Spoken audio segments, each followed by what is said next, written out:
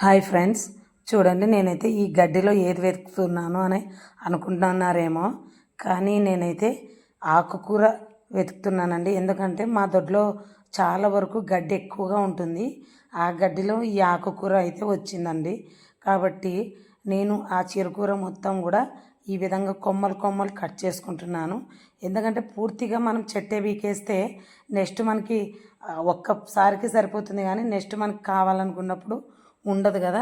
కాబట్టి మళ్ళీ లాక వస్తుందని ఈ విధంగా కొమ్మలు కొమ్మలంతా కూడా కట్ చేసుకుంటున్నానండి.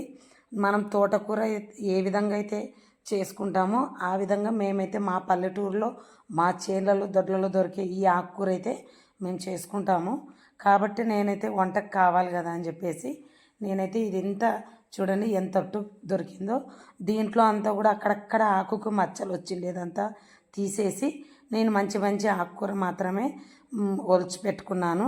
ఇది ఇంత మనం 1-2 సార్లు క్లీన్ చేసుకొని మనం తోటకూర ఏ విధంగా అయితే చేసుకుంటామో ఆ విధంగా చేసుకుంటే న్యాచురల్గా దొరికే ఈ చిరుకూర అయితే మనకి ఫ్రై రెడీ అయిపోతుంది అనమాట.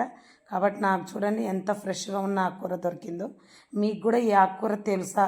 మీకేమైనా ఈ ఆకుకూర తెలిసింటే నాకు కామెంట్ చేయండి. Bye friends.